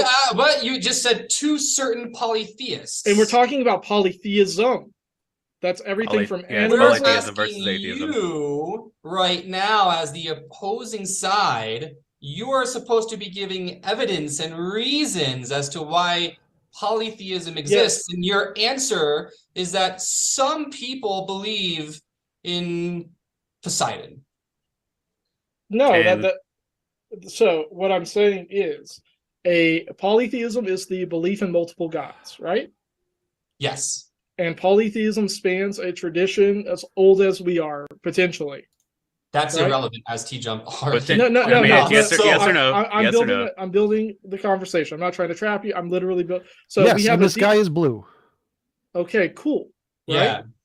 So if a polytheist tradition sees a physical thing that is purely physical and goes, yes, that is my God, then that God exists. No, that's called making stuff up. Well, I mean, I'm pretty sure that like 99% of the audience listening just that. If you or anyone else expects us to come in with a 1 + 1 = 2 kind of argument, I mean, that's not going to be what happens, right? You're just defining God how you want to define God without showing any evidence that this God manifests let's talk in reality in some evidence through rational detectable way. Through the rational, right? Again, like how there's nothing rational in anything you've said. Your argument is so you're calling all of the humanities philosophy irrational. So why not just say it's philosophy? Yes, that's what you're saying.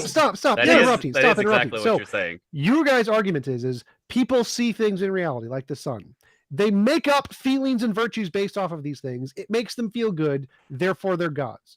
That is bullcrap. It's called making shit up. And that's No, why I it's- asked the question. Why is your belief any different than people seeing things, making shit up, and it making them feel good? Your claim was, you made some other claims about non-physical stuff. That's where it's actually interesting and relevant to talk about, because that differs from science.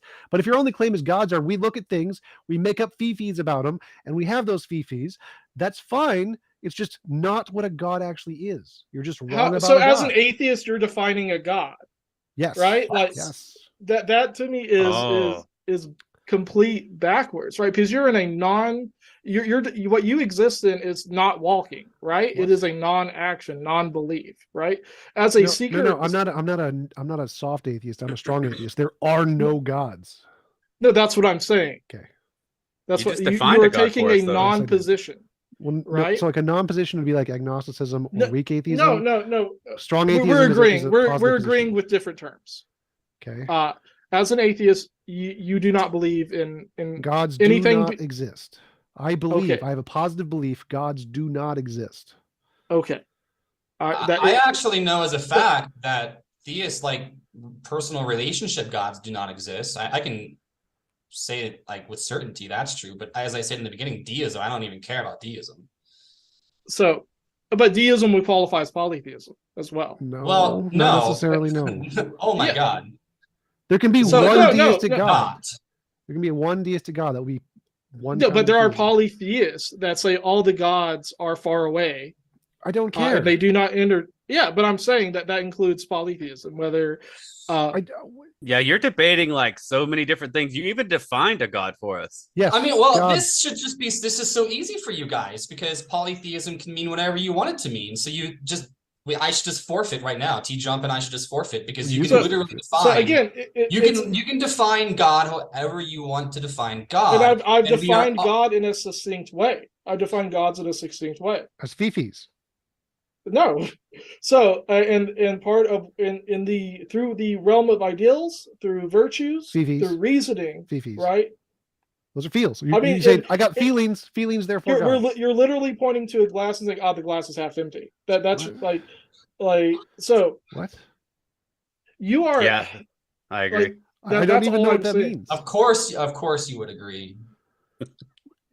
Yeah, if you agree, tell me what that means. That's really interesting. What does that even mean? I'm pointing at the glass and saying it's half empty. How is my argument? What you're saying is you're right, but you're do wrong. you guys actually know each No, other? no. Like, I'm saying you're not considering you're not considering the perspectives and views on the glass to make the judgment that it's half empty or not. I still have no idea what that means. Like my Are view you is too- there you're are no looking- anthropocentric beings that are non-physical. There are no non-physical objects. It seems like Feelings are every a product time of Jordan evolution. gets to a point where he's defining something that the audience can understand, TJump jumps in after about I 2 can seconds promise within. you that the audience does and- not understand. I already I can just say. Yeah, but I've they let you don't guys apply. talk for like 5-10 minutes at a time. You said gibberish the entire time. About 30 seconds each time. But No, yeah. no, Okay, like but- 5 minutes. Do you believe that gods are disembodied minds? They can be. Yeah. Sure. Why not? Evidence. What evidence do So you have that You're exists? like We've been giving that evidence. I must have missed it. The It- genetic fallacy, is that your evidence? People in all cultures develop these independently without talking to each other. Is that your only evidence? Because if it is, I can just genetic fallacy, garbage That's one bin. of them. Garbage bin. Do you have anything else?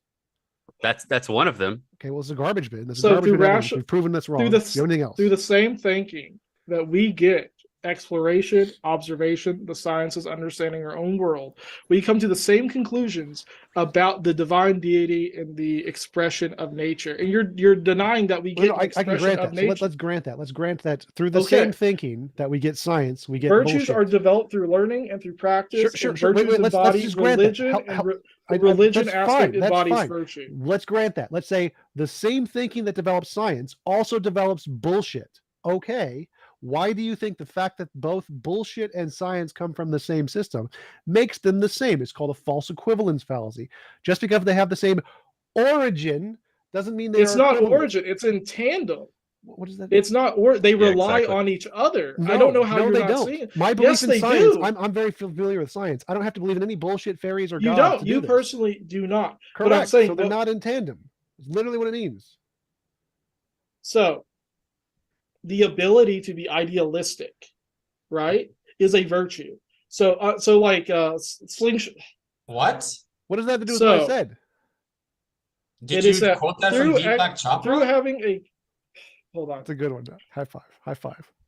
Through having an interpersonal connection with the mundane world and understanding that you have a connection with it, right? And the virtues, you get the expression of what something is, and you can explore it, break it down to its most simple part in forms and virtues, right? To understand what it is. And I The can get those divine wrong. I part can of make that, up forms of virtues that I just pulled out of my ass and they're wrong. And so we need some way to differentiate. Are these ideas that I made up correct ideas or incorrect Okay. ideas? And And just then, the fact that I came up with them in some method is not good. and so again, like you're throwing away like the baby with the bathwater on this in a way. So Well, okay, wait, couldn't I make up a virtue that just states like Potatoes it is a are virtue virtuous. to not interact with to not change the natural order of things? And then therefore, if I see like a starving child on the side of the road, it would be a virtue to not assist this child because you're not supposed to interfere with the natural world. Couldn't I just define a virtue to be that? I mean, I would say that that's more like so it gets weird. So one, I would say no, because it's not like a universal feeling. You would still like feel in that decision making. You'd be choosing like a form of stoicism over like your inclination to show love or charity or sacrifice. Well, what about a psychopath that just doesn't care? Okay, Why so are you using the word universal when literally there are humans that exist on the earth that don't care? Okay, and then like that's part of the material. That's what I would say. It's their experience with that virtue, and that can change through whatever you have, through your body, through your mind, through whatever. Yeah, you Right? don't see those same individuals that having the same experiences at the same time. Like it's not a thing. What? In development, the two individuals, he's talking about two different types of individuals that were instilled with virtues growing, and then one that wasn't, right? Well, no, even then, like if someone that has a mental disorder cannot express happiness, right? That's not a defect of virtue. That's something biological, mechanical that is stopping them from experiencing that in the physical. Metaphysical, like happiness, still exists.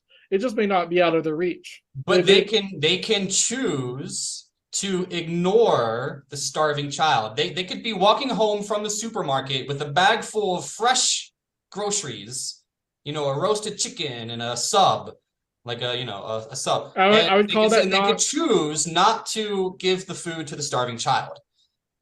And I could define this as a virtue because I don't believe that interfering with the natural order of things is a good thing. But now what you're saying is that if it's a coping mechanism, you're coping by saying, deep down inside, I truly, truly, truly want and desire to help the starving child, and yet I go against that instinct because I don't want to interfere.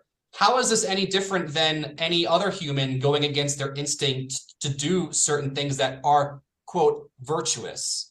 Your rendition, sacrifice or something like this. Your ability to memorize like how you've felt in these instances is exactly what we're saying. Like you have obviously felt these emotions. You've obviously this is instilled in your mind. Well, I was having this thought experiment last night where I was imagining whether or not if I had like my cat and just some random person that I don't even know just in my other hand, and I was thinking to myself, which one would I let go if I was forced to let go of one of them? Like, I'm actually not really sure. I might actually choose my cat because it just means more to me. I mean, is that a problem? I mean, now we're like on ethics, which is a base of philosophy, but virtue can play a part of that. It seems like you're just defining things the way that you want to define them in order to you're just God is the definition. It's within definition though. God. So with that, right?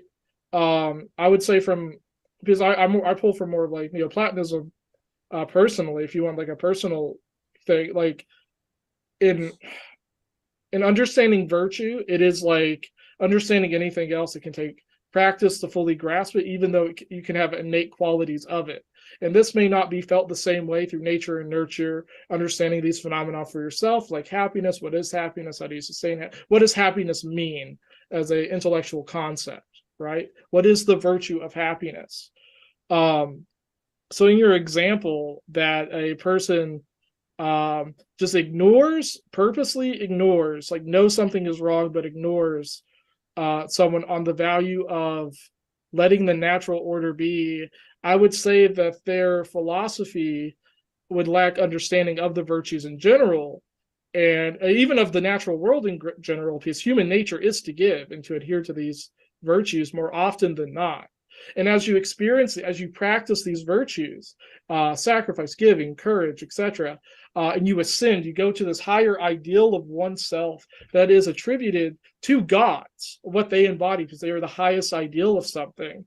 That can become a methodological religious practice, something that cultures can attach to and emulate as we explore the natural world, as we explore phenomena, things that are not physical, like love, like the experience of love, of charity, of courage, of sacrifice. It just seems like, honestly, it just seems like, if I were to be honest, it just sounds so childish.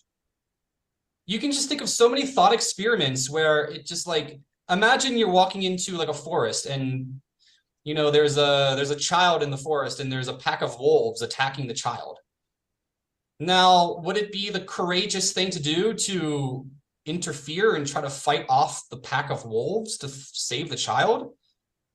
What if you have a family at home? What if that's why it's a virtue, because it's a high ideal. It's bigger than why yourself. Would a virtue not be self-preservation? And more people than not do it. Support the family that I have at home. If I interfere and try to assist this child by defending from a pack of wolves, I might die, and therefore my family at home will starve. Yes, courage and sacrifice is a virtue, and if you value, would every single person in the world would they do it? No, defend against the pack of wolves to save the child. If they heads up, we'll go into the Q&A in about, let's see, we're at 7:28. We usually go in at about that time, so about a few minutes. Okay, so if let's say the average person experiences that and they choose, I'm not sure who would say or who would go, that's their practice with that virtue of courage, with that virtue of self-sacrifice. And if they have a high ideal, both concepts like tier, they may have a higher chance of throwing themselves through the wolves and do what's possibly the more virtuous thing, right? But let's say that they go home, whether they believe in a god or not, they may experience trauma and regret, survivor's guilt from this. Yep. And that's what the virtues do, because it's unvirtuous to not be sacrificial. Does that mean everyone has to be sacrificial to be a good person? No, that's not the claim. And we know these virtues because we can ascend through rational thinking of thought and embody what that perfect phenomena of that virtue would be. And that's like wisdom, courage, sacrifice, love, beauty. This is what the gods represent. This is what we infer by our experiences as being a human, and we can connect with, and we can strive for.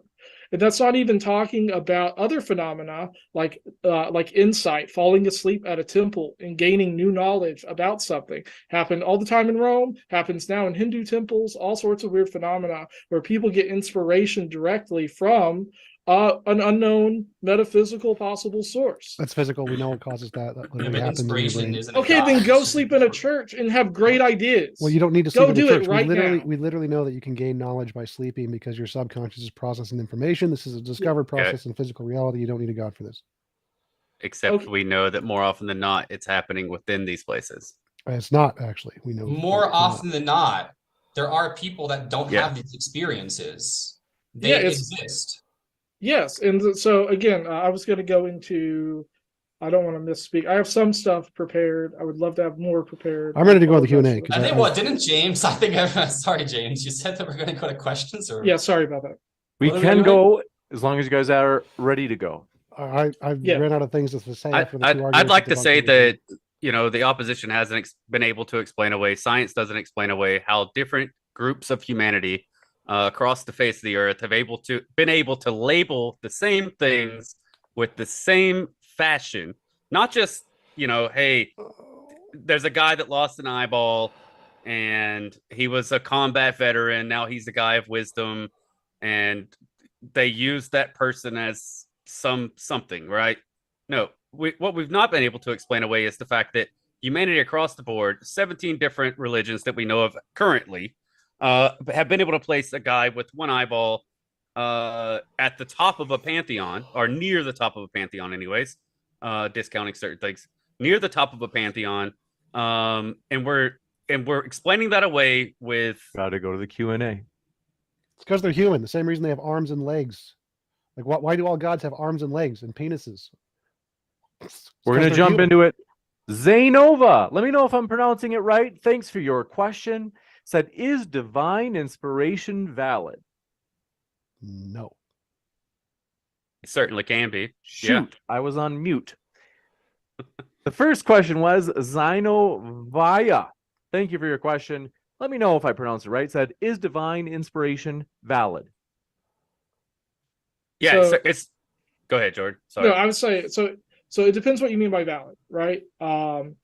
And for that, I'd say I would love to have more data on divine inspiration if we could have a way to measure that and quantify it. But yes, valid in the sense that it can happen to a person. A person can experience the phenomena, be inspired from something outside themselves or they perceive outside themselves, and it changed the course of their life through new ideas, exploration of the world, understanding themselves or their place in the world better. So yeah, it's valid. Why wouldn't it be? That's my take. Anybody else? Yeah, I would agree that it could be valid, but it doesn't point to a physical God or a disembodied mind that can interfere or affect the natural world in some detectable way. You got it. This one coming in from, do appreciate it, Atheo Rakatru. Let me know if I pronounced that right. Said, let's bridge the gap. Atheo paganism. In other words, a combination. What's the word for that when you combine words? It starts with a P. Like No idea. Fragilina. Palindrome.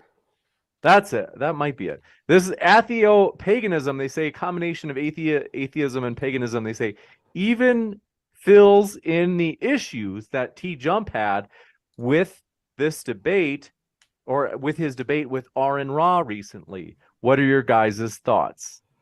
Yeah, there's even a new branch of paganism called neo-paganism that attaches, or my bad, neo-atheism, that attaches paganism with atheism in a way of explaining how the sciences themselves, how each thing is defined could be in relation towards a god or goddess, could be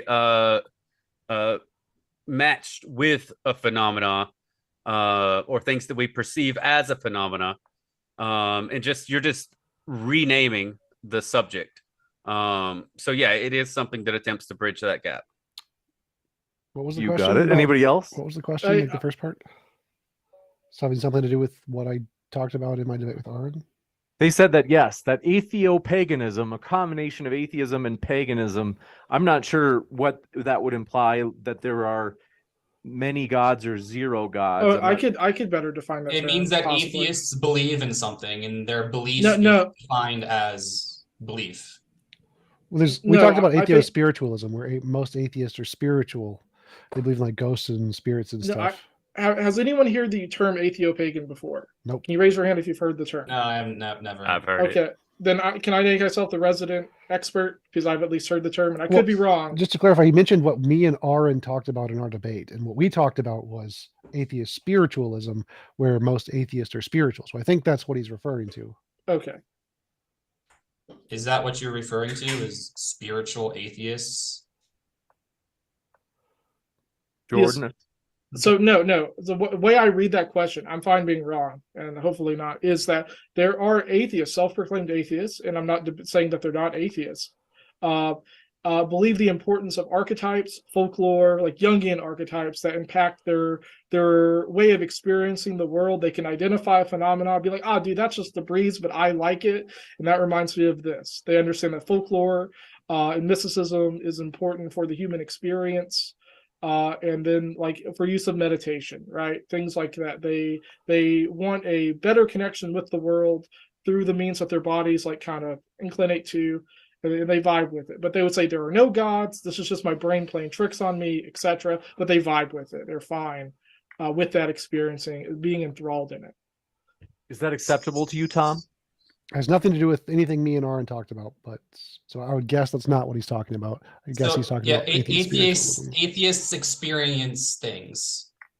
We all Yes. experience things. Atheists experience things. Yes.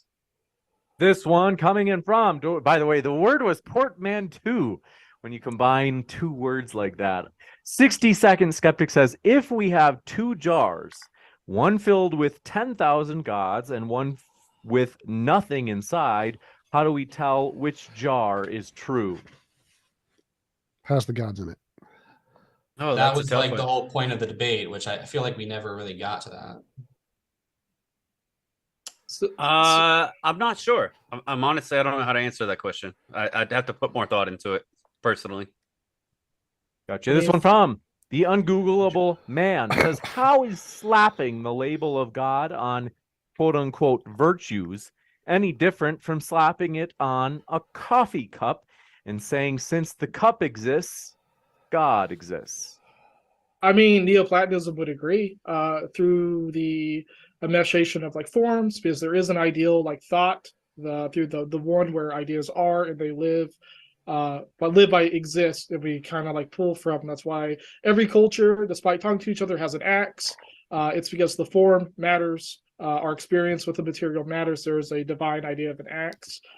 So yeah, I would say either way you could work your way up to a God belief by saying that things exist or fit similar, and there may be an ideal thing to this, and the gods are a part of that process. And notice how he said you can work your way up to a God belief. He didn't say that you can work your way up to a God. Very important distinction. I mean, a lot of people start with God by a question, and then automatically there's an answer. But yeah, That wasn't my experience. But yeah, sorry. No problem. This one from Matt Lee says, TJump has no beard. Debate lost. Tom, it's true. You've always been clean shaved.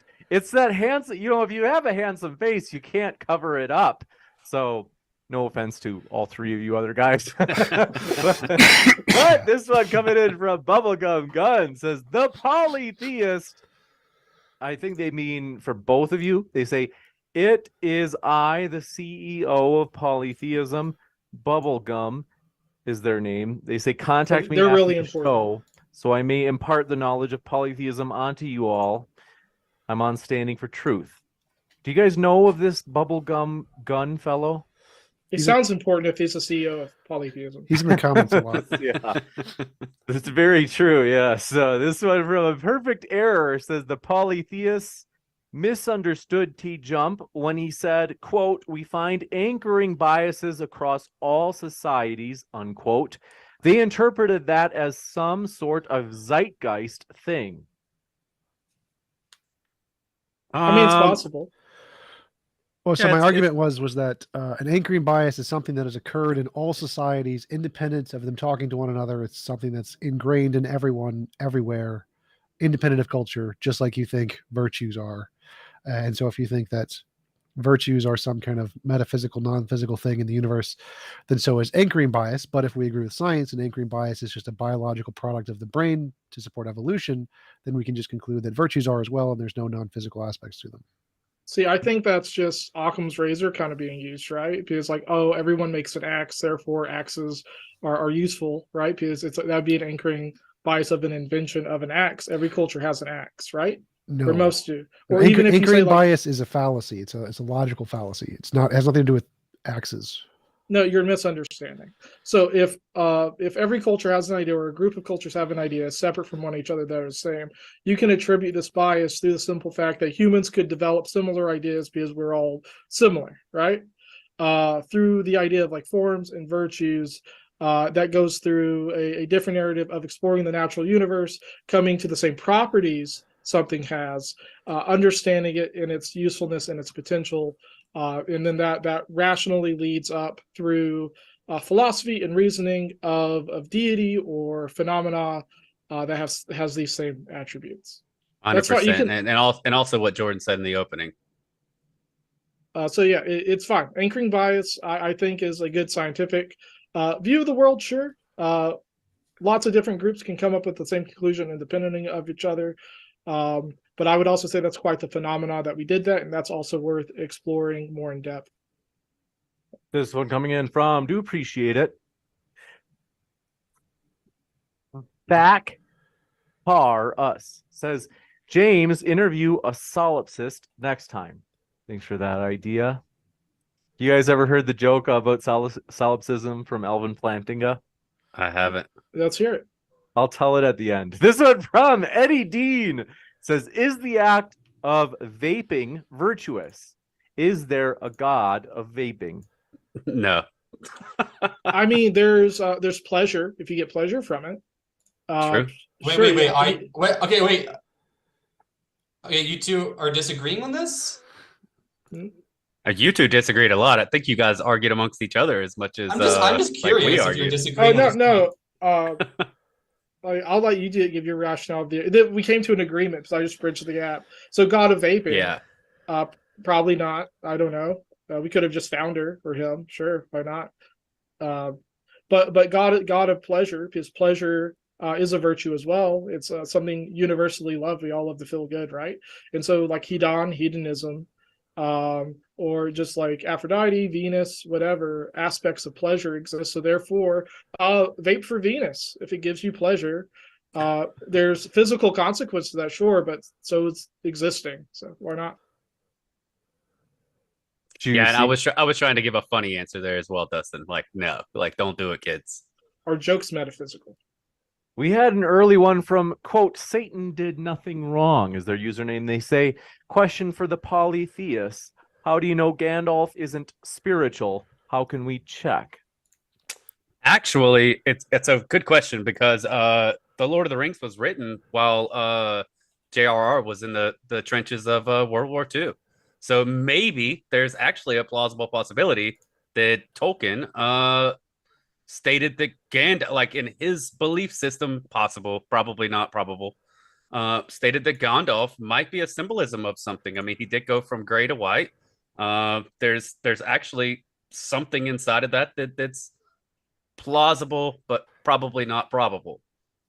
Yeah, if I could expand too, again, we're not literalists, so like lore has a place in understanding other people's experiences with this phenomenon. So like the Poetic Edda or the Iliad or whatever the case may be, in identifying these characteristics. So Gandalf does exude certain characteristics, which I said before, like courage, sacrifice, wisdom. So you can argue there's a spiritual component to him, but that's the same thing with any character, folklore, whatever you want to call it, that exhibits idealistic characteristics. I say that we have the marriage as the authentic audience to know that, yeah, Gandalf's like a dude that exists for a certain series. Just like the polytheists of Rome understood, like, yeah, what I just said, the gods represent these virtues that are do exist in our mundane world and as we understand them. So Venus is love, and we can connect to love through Venus, for example. They wouldn't go, all the gods are on Olympus. That's my meaning of that.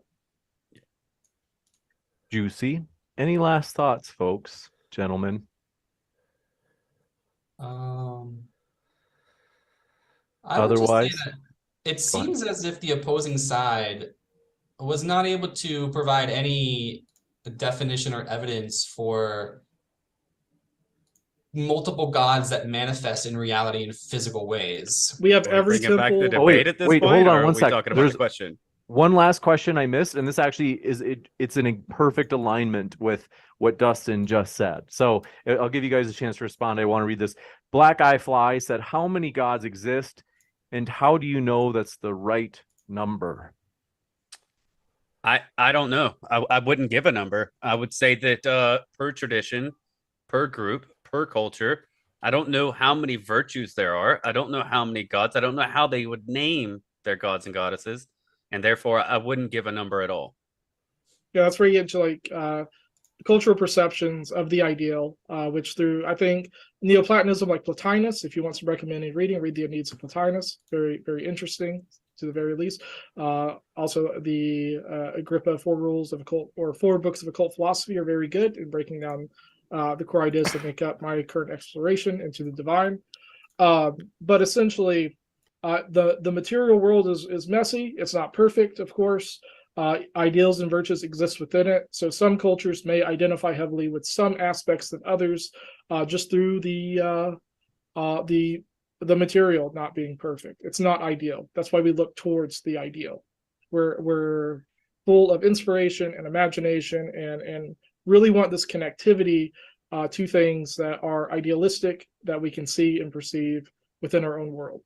That like we want to get to the heavens, so we go to the moon, right? We have this ideal that we want to explore space in the heavens, and we claw our way there, believing that we can, and experiencing the world and understanding the phenomena that can help us get there through the virtues of exploration, of wisdom, of understanding the natural world. These things lead us there.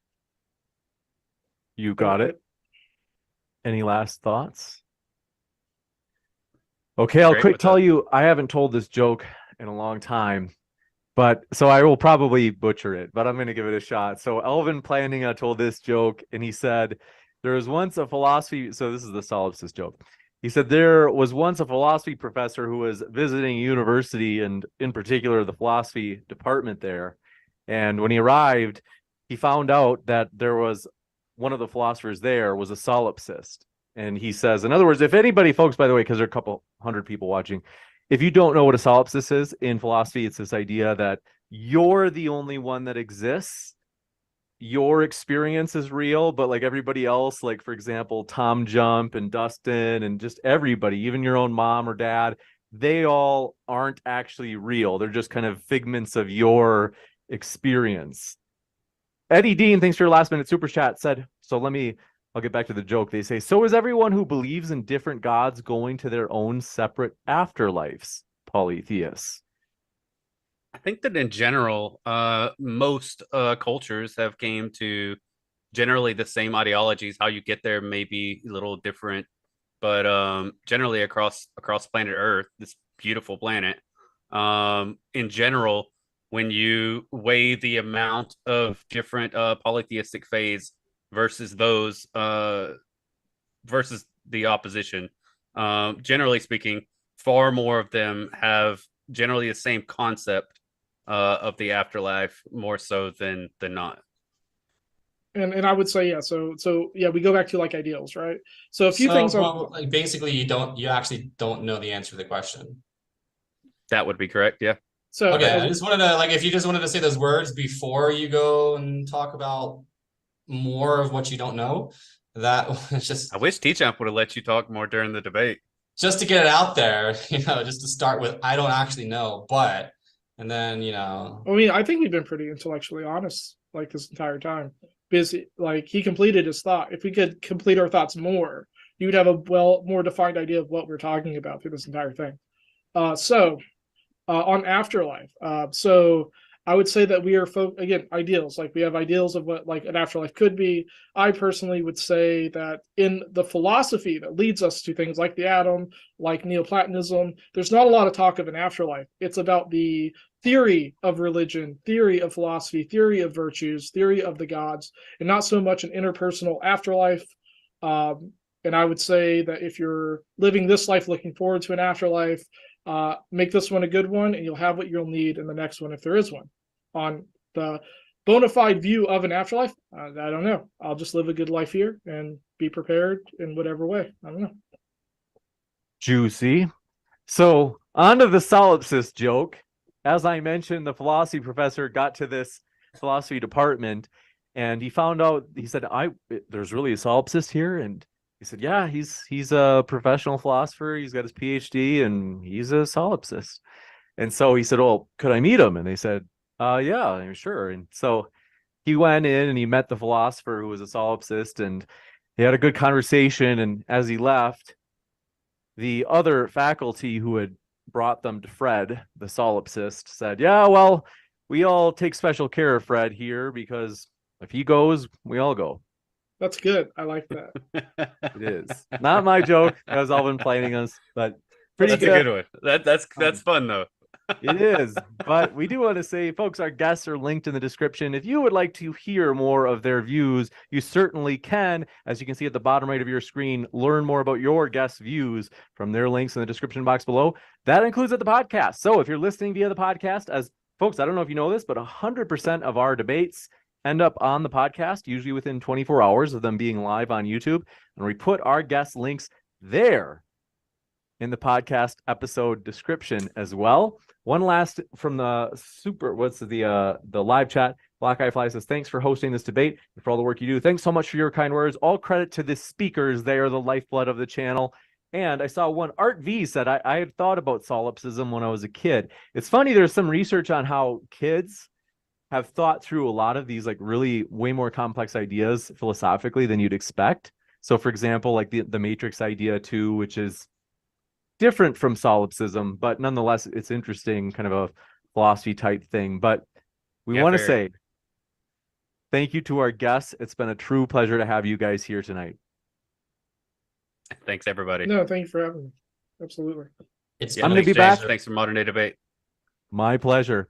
And those of you in the audience, stick around. I'm going to be back in just a moment as I wish the guests well. So stick around and I'll let you know about upcoming debates here on Modern Day Debate.